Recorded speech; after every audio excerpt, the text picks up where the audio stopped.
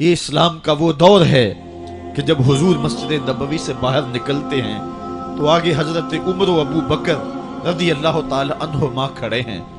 چہرے کے اوپر عجیب اداسی ہے. کہا عمر ابو بکر اس وقت کیوں کھڑے ہو؟ عرض کی حضور بھوک نے گھر میں ٹکنے نہیں دیا. ہم نے چاہا حضور کا چہرہ دیکھ لیں تو کچھ پیاس بجھ جائے، کچھ بھوک مٹ جائے. حضور نے فرمایا میرا حال بھی یہی ہے. جس چیز نے تجھے گھروں سے نکالا ہے وہی چیز مجھے گھر سے نکال لائی ہے. تو حضور نے جب دیکھا کہ کھانا ہے تو حضور نے ایک روٹی لی اور چند بوٹیاں اٹھائیں اور ایک خادم کو بلا کر کے کہا جاؤ ہمارے گھر دے آؤ، میری بیٹی فاطمہ کتنے دنوں سے بھوکی ہے. ہمیں تو وہ کہانی بھی اسلام کی غربت کی یاد آتی ہے کہ جب احد کے اندر 70 شہیدوں کے لاشیں پڑے ہوئے ہیں تو حضرت صفیہ حضور کی پھپھی اپنے بھائی حمزہ کے لیے 2 چادریں لے کر کے کفن کی آتی ہے. تو حضور علیہ السلام نے فرمایا کہ جس قبر میں حمزہ کو دفن کیا جائے اسی قبر میں مصعب بن عمیر کو بھی کفن دیا جائے اور دفن کیا جائے. اور کہا میرے چچا کے لیے اس کی جو بہن میری پھپھو جو 2 چادریں لے آئی ہے، کہا ایک چادر ہم مصعب بن عمیر کو دیں. یہ مصعب بن عمیر کون ہے؟ تاریخ پڑھو کتنی دل آویز تاریخ ہے. مکے میں ایک امیر ترین خاتون ہے جس کے بیٹے کا نام مصعب ہے اور وہ اپنے بیٹے کو اتنا خوبصورت لباس پہناتی ہے اور اتنے خوبصورت خوشبو اور عطر اس کو لگاتی ہے کہ مصعب بن عمیر جن گلیوں سے گزرتے تھے دیر تک وہ گلیاں مہکتی رہتی تھی. لوگ کہتے تھے یہاں سے مصعب گزر کے گیا ہوگا اس لیے یہ گلیاں مہک رہی ہیں. اچھا پھر مصعب پہ نظر پڑتی ہے میرے محمد عربی کی تو مصعب بن عمیر حضور کی زلفوں کا اسیر ہو جاتا ہے. ماں کافرہ ہے، جب پتہ چلتا ہے تو اس کا لباس بھی چھین لیتی ہے، سہولتیں اور آسودگیاں بھی واپس لے لیتی ہے. پھر وہ وقت بھی آیا کہ مصعب بن عمیر حبشہ کی جانب ہجرت کر جاتے ہیں. مکے کے حالات کچھ تھوڑے سے خوشگوار نظر آئے تو وہ حبشہ سے واپس مکے جب پلٹے تو ان کے بدن پہ جو چادر تھی وہ جگہ جگہ سے پھٹی ہوئی تھی. میرے آقا کریم علیہ السلام نے دیکھا تو حضور کی آنکھوں میں آنسو ٹپکنے لگے. کہا یہ وہی مصعب ہے جو اتنا خوش پوش نوجوان تھا کہ میں نے پورے مکے میں اس سے خوبصورت لباس پہننے والا کوئی دوسرا شخص نہیں دیکھا، اور آج میرے مصعب کو پہننے کے لیے جو چادر میسر ہے وہ بھی جگہ جگہ سے پھٹی ہوئی ہے. یہ اسلام کی غربت کی کہانی ہے. اور آج احد میں یہی مصعب بن عمیر شہید ہو جاتے ہیں اور ان کے لیے کفن بھی دستیاب نہیں ہے. حضور نے کہا جو میرے چچا کے لیے 2 چادریں لائی ہیں ان میں سے ایک کا کفن مصعب کو دے دو نا اور دوسری چادر سے کفن میرے چچا کو دے دیا جائے.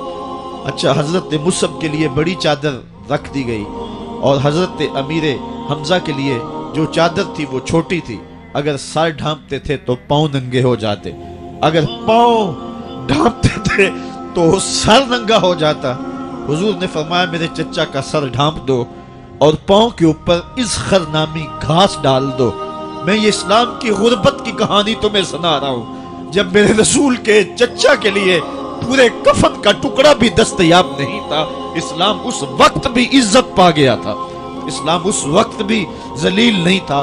اسلام اس وقت بھی سربلند تھا اور اسلام اس وقت بھی عزتوں کی مسند پہ تھا. یہ اسلام کا وہ دور ہے کہ جب حضور مسجد نبوی سے باہر نکلتے ہیں تو آگے حضرت عمر و ابو بکر رضی اللہ تعالی عنہما کھڑے ہیں. چہرے کے اوپر عجیب اداسی ہے. کہا عمر ابو بکر اس وقت کیوں کھڑے ہو؟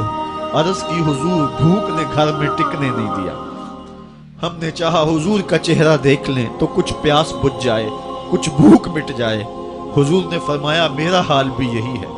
جس چیز نے تجھے گھروں سے نکالا ہے وہی چیز مجھے گھر سے نکال لائی ہے. چلتے ہوئے حضرت ابو ایوب انصاری کے گھر کے قریب سے گزرے.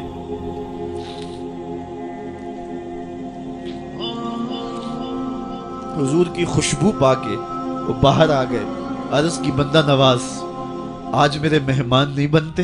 حضور نے کہا تمہاری مرضی. گھر لے گئے، چٹائی بچھائی، حضور کو بٹھایا گھر والوں کو بکری کا بچہ ذبح کر کے دیا، کہا جلدی جلدی کھانا تیار کرو، میرے آقا کو بھوک لگی ہوگی۔ یہ کہہ کے واپس آئے، حضور کے پاس بیٹھے، نظر چہرے پہ پڑی تو گھبرا گئے۔ نکاحت کے آثار اتنے واضح تھے کہ سمجھ آ رہی تھی کتنے دنوں سے حضور نے کچھ نہیں کھایا۔ اٹھ کے باغ میں چلے گئے، کھجوروں کا خوشہ توڑا، حضور کے سامنے رکھا، کہا بندہ نواز جب تک کھانا تیار نہیں ہوتا یہ کھجوریں تناول فرمائیں۔ تھوڑی دیر کے بعد کھانا دسترخوان پہ لگ گیا، حضور سے عرض کی گئی حضور آئیں کھانا تناول کرنے۔ حضور نے دسترخوان پر تشریف فرما ہو کر کے حضور نے کپڑا اٹھایا تو حضور نے جب دیکھا کہ کھانا ہے تو حضور نے ایک روٹی لی اور چند بوٹیاں اٹھائیں اور ایک خادم کو بلا کر کے کہا جاؤ ہمارے گھر دے آؤ، میری بیٹی فاطمہ کتنے دنوں سے بھوکی۔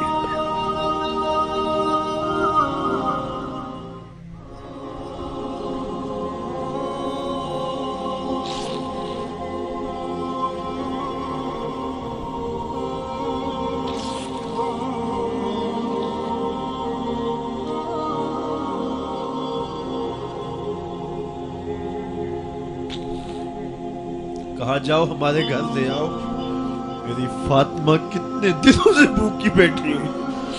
مال کے کونین ہیں گو پاس کچھ رکھتے نہیں، دو جہاں کی نعمتیں ہیں ان کے خالی ہاتھ میں۔ آپ کو پتا ہوگا کہ جب میرے رسول کا انتقال ہوا ہے، حضور کا وصال ہوا ہے، تو حضور کی ایک زرہ ایک یہودی کے گھر میں گروی رکھی ہوئی تھی۔ حضور نے زرہ رکھ کر کے اس سے قرض لیا ہوا تھا۔ یہ اسلام کی غربت کی کہانی ہے، اور پھر اللہ نے اسلام کو امارت کے رنگ بھی دیے۔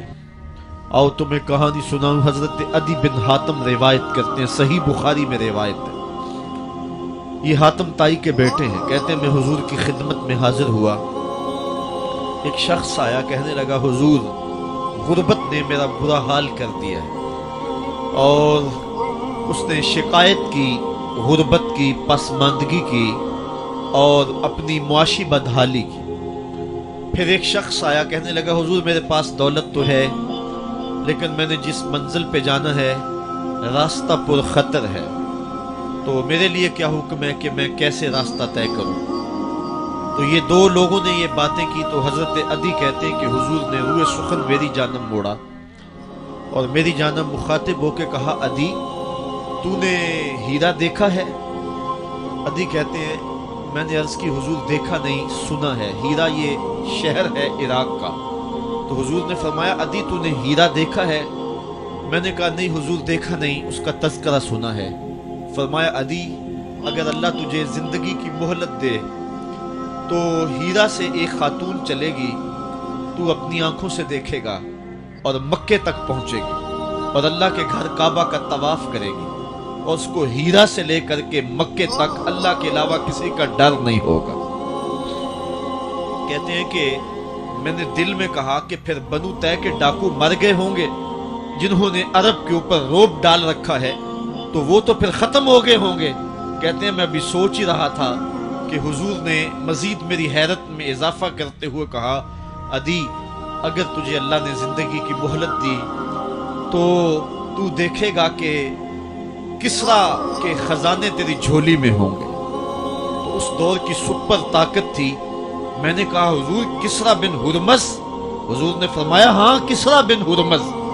کہتے ہیں کہ حضور نے پھر فرمایا عدی اگر تو زندگی پائی تو تو وہ دن بھی دیکھے گا کہ ایک شخص زکوٰۃ کی رقم لے کر کے، زکوٰۃ کی چاندی لے کر کے، زکوٰۃ کا سونا لے کر کے نکلے گا اور اس کو کوئی زکوٰۃ کا مستحق ہی نہیں ملے گا۔